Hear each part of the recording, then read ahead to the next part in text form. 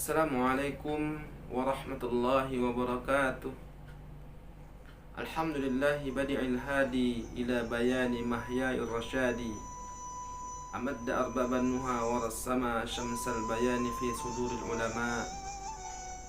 Landasan yang pertama dan paling utama adalah sebagai insan, sebagai manusia, sebagai orang beriman, kita bertakwa kepada Allah Subhanahu wa taala dengan sebenar-benar takwa.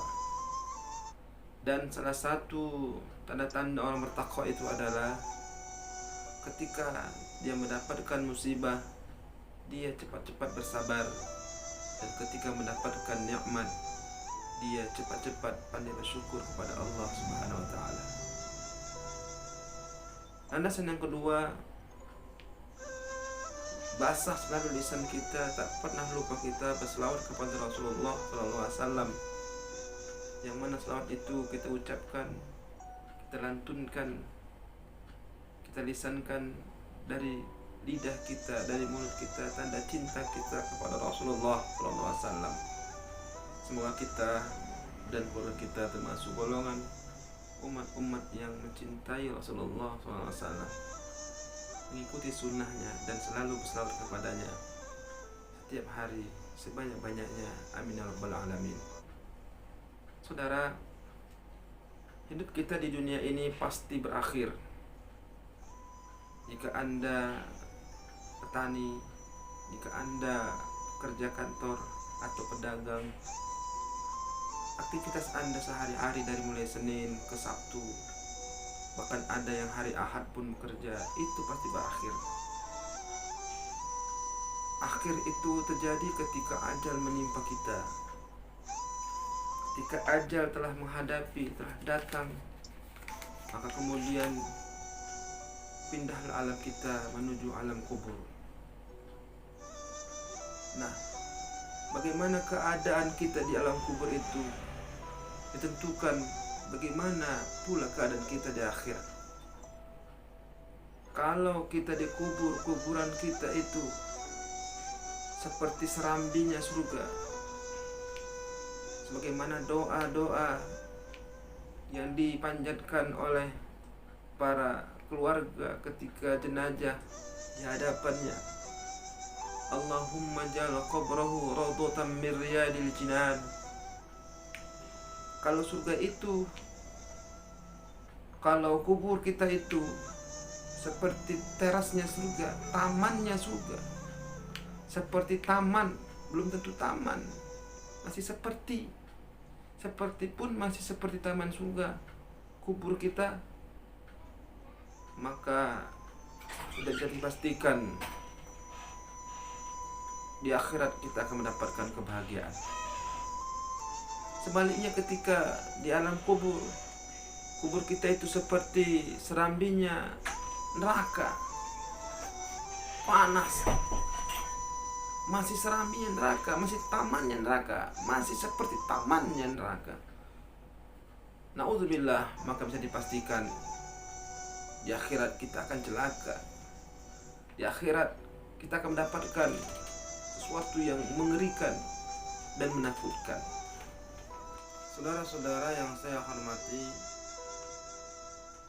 beruntung kita bahwa Rasulullah SAW pernah bersabda, diriwayatkan Imam Al-Bazzar, bahwa Rasulullah SAW pernah bersabda, sab'un yajri lil 'abdi ajrahunna ba'da mautih wa huwa fi qabrih. Ada 7 amal di mana amal ini bila dikerjakan di dunia, maka amal ini terus memberikan pahala kepada orang yang mengerjakannya, walaupun orang itu sudah mati, walaupun orang itu sudah sampai ke kuburnya. Kalau kita sholat tahajud misalnya, selesai sholat, selesai pahala habis, berhenti. Kalau kita puasa misalnya, selesai puasa, buka, selesai pahala, berhenti di situ. Kalau kita baca Quran misalnya, mendapatkan pahala, tapi selesai baca Quran, berhenti di situ pahala. Tapi ada 7 amal kata Rasulullah, bila amal ini dikerjakan, pahalanya, kebaikannya terus mengalir kepada orang yang melakukannya, walaupun yang melakukan itu sudah sampai ke kuburnya, sudah wafat. Alangkah beruntungnya kita ketika di dunia ini mampu mengamalkan 7 amal ini. Tidak bisa 7, salah satu di antara yang 7 itu pun sudah mantap. Yang pertama kata Rasul, man 'allama 'ilman, orang-orang yang mengajarkan ilmu. Tentunya ilmu ini adalah ilmu agama Islam. Orang-orang yang mengajarkan hukum-hukum Allah, tentang hak batil, yang mengajarkan tentang mana benar, mana salah, yang mengajarkan hal haram, sah, batal, dan yang lain sebagainya, diajarkan yang kepada orang lain tentang hukum-hukum Islam, tentang agama Islam, lalu yang diajarkannya itu diamalkan orang, maka dia terus mendapatkan pahala dari yang diamalkan orang atau murid-muridnya itu, walau dirinya sudah sampai ke alam barzakh, walau dirinya sudah sampai ke alam kubur, terus mengalir pahala itu.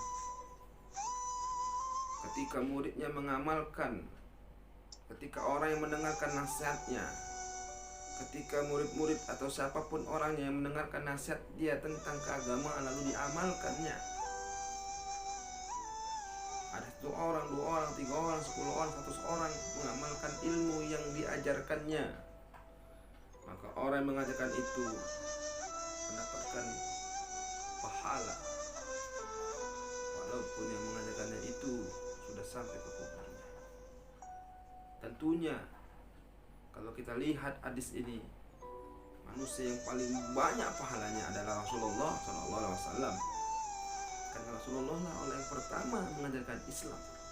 Bayangkan sudah berapa banyak manusia yang telah mengamalkan, mengajarkan ajaran Islam yang diajarkan Rasulullah. Tentunya pahala terus mengalir, walaupun Rasulullah sudah tiada, walaupun Rasulullah sudah berada dalam kuburnya. Saudara-saudara yang saya hormati, ada juga ulama menerangkan seorang mengajarkan kebaikan walaupun sifatnya duniawi lalu diamalkan, dikerjakan orang lain, dia juga dapat mendapatkan pahala. Misalnya ada insinyur pertanian mengajarkan tentang bagaimana cara menanam pohon, bagaimana cara menanam biji supaya cepat berbuah dan lain sebagainya, gratis kepada petani. Dan kemudian yang diajarkannya itu diamalkan, dikerjakan para petani, dan petani itu berhasil, maka yang mengajarkannya itu, insinyur itu mendapatkan pahala kalau dia Islam, kalau dia ikhlas mengajarkannya. Tapi tentunya lebih banyaklah pahala orang yang mengajarkan ilmu agama. Itu yang pertama. Yang kedua, kata Rasulullah, au ajra nahran, orang yang mengalirkan sungai. Maksudnya mengalirkan sungai di sini ada sungai, lalu kemudian sungai itu dia bendung supaya dapat jadi kanal atau terusan misalnya.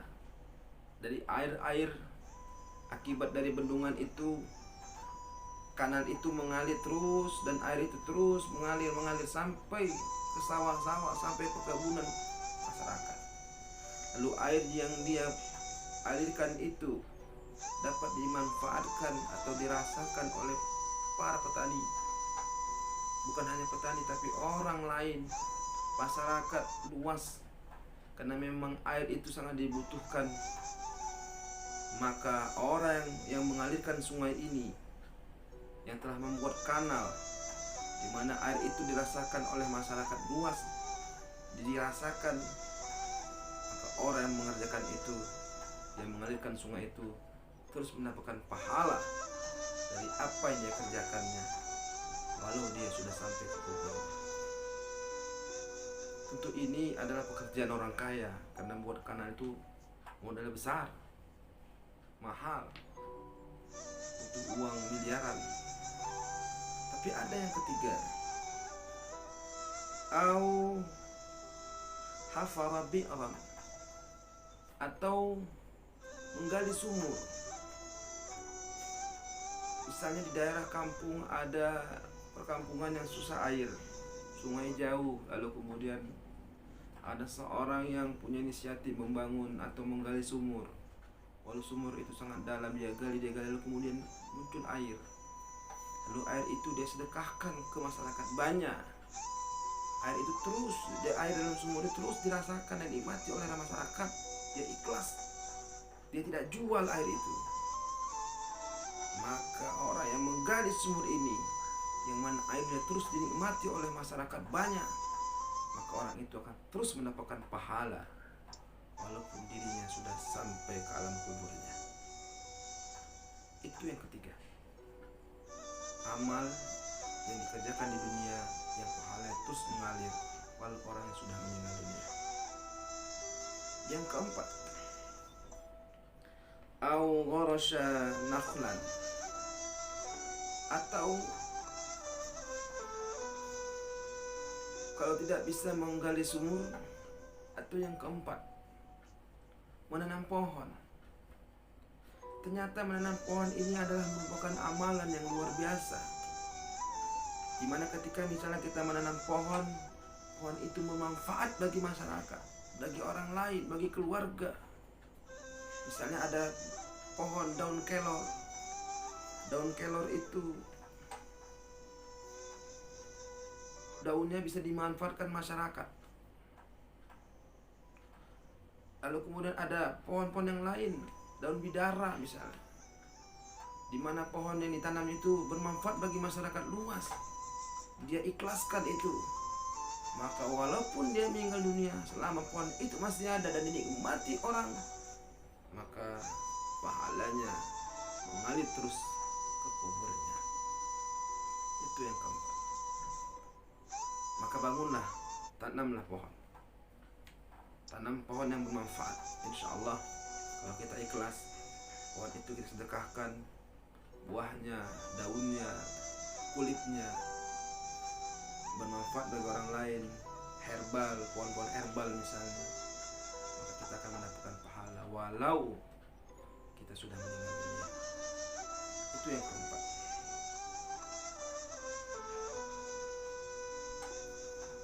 Lalu kemudian yang kelima, au bana masjidan, atau membangun masjid. Membangun masjid tentunya adalah merupakan sesuatu yang sulit, karena harus orang kaya yang buat masjid ini. Apalagi harga masjid, ubahnya segala macam, butuh uang miliaran. Tentunya orang yang menengah ke bawah sulit mengadakannya. Tapi kalau kita bukan saja tidak hanya mesti membangun seutuhnya, misalnya masjid 1 miliar kita semua, tidak. Ada uang kita 2 juta atau 1 sak semen atau 100 batu bata, lalu kemudian 100 batu bata ini digunakan untuk membangun masjid, 1 sak semen itu digunakan untuk membangun masjid, maka termasuklah kita membangun masjid, dan pahalanya akan mengalir kepada kita sampai masjid itu terus digunakan oleh umat Islam. Atau ada orang yang membangun atau menginfakkan kubah, menginfakkan mihrab, tempat orang khutbah Jumat misalnya mihrab, maka selagi mihrab itu digunakan, orang yang menginfakkannya, orang yang membangunnya akan mendapatkan pahala walau dia sudah meninggal dunia. Apalah lagi ada orang yang membangun masjid 100% itu dari harta halal darinya. Semua itu dikeluarkan 1 miliar misalnya harga masjid, itu semua dari kantongnya. Tentulah merupakan pahala yang luar biasa buatnya. Lalu kemudian yang keenam, amal ibadah yang dikerjakan di dunia yang mengalir pahala sampai ke kubur. Awarasa mushafan, mewariskan mushaf. Mungkin dia beli Quran 1, 2, 3, 10, 20, 30, 100 mushaf, lalu kemudian dia diberikannya ke pesantren, di masjid, lalu kemudian di musholla, tempat-tempat orang belajar Quran. Bahkan dia kirim misalnya ustadz-ustadznya supaya masyarakat pandai baca Quran. Selagi Al-Quran itu dibaca orang, selagi Quran itu dibaca, digunakan umat Islam, maka orang yang mewariskan mushaf itu akan mendapatkan pahala dari Allah Subhanahu wa taala walau dirinya sudah wafat. Dan yang terakhir, sebuah ibadah perbuatan yang dapat menghantarkan pahala sampai orangnya berada di kubur adalah au taraka waladan yastaghfiru lahu ba'da mautih. Seorang ayah yang meninggalkan anak. Yang ketujuh, seorang ayah atau ibu, orang tua yang meninggalkan anak-anaknya, yang mana anak-anaknya itu ketika di dunia terus mendoakan ayah ibunya yang telah tiada. Maka ayah ibunya, orang tuanya terus mendapatkan pahala dari anaknya yang soleh dan solehah, yang selalu mendoakan ibunya. Tak usah banyak-banyak doanya, sudah diajarkan oleh ulama kita. Allahumma ghfirli dzunubi wa liwalidayya warhamhuma kama rabbayani shaghira. Kadang-kadang kita terlalu sibuk dengan dunia, terlalu sibuk dengan kerjaan dan keluarga, istri, anak, sampai kita lupa memanjatkan doa ini kepada orang tua kita. Janganlah tentunya kita lupa 5 kali sehari sholat kita, 5 kali kita sholat wajib, tentunya harus kita selipkan doa ini. Allahumma ghfirli dzunubi, ya Allah ampuni dosaku dan dosa kedua ibu bapakku. Sayangilah mereka sebagaimana mereka menyayangiku sewaktu aku masih kecil. Terus 5 kali kita doakan. Doa ini akan menjadikan pahala buat orang tua kita. Alangkah bahagianya kita, alangkah bahagianya orang tua kita ketika kita menjadi anak yang soleh buat mereka. Tentunya kita juga alangkah bahagia kita yang hidup di dunia ini nanti memiliki putra-putri yang soleh, lalu kemudian setelah kita tiada, mereka putra-putri kita itu mendoakan kita. Kalau kita yang hidup ini sebagai anak, tentunya kita semua ini pasti anak, dan tentunya kita belum tentu seorang tua, tapi pasti kita adalah seorang anak. Kalau kita di dunia ini sudah menunjukkan, sudah mengamalkan, selalu mendoakan orang tua kita, insya Allah nanti anak kita pun akan mendoakan kita. Kalau kita di dunia ini udah lupa sama anak orang tua kita yang membesarkan kita, yang membiayai sekolah kita sampai setinggi-tingginya, lupa kita doakan mereka bahwa mereka sekarang ini sudah berada di kubur, bagaimana Allah supaya mengampuni dosa mereka, menerima ibadah mereka selagi mereka masih hidup kemarin, lalu kita lupa mendoakan mereka, maka bisa jadi kemungkinan besar nanti pun ketika kita wafat, anak-anak kita pun enggan mendoakan kita. Na'udzubillah, tsumma na'udzubillah. Mudah-mudahan 7 amal ini adalah salah satu kita amalkan, sehingga kita memiliki amal yang walaupun kita sudah tiada, kita sudah pergi di alam dunia ini, sudah di alam barzakh, tapi pahala terus mengalir, terus datang, terus diberikan kepada kita. Amin ya rabbal alamin. Demikianlah apa yang saya sampaikan ini, mudah-mudahan bermanfaat bagi kita yang mendengar. Wabillahi taufiq wal hidayah. Assalamualaikum warahmatullahi wabarakatuh.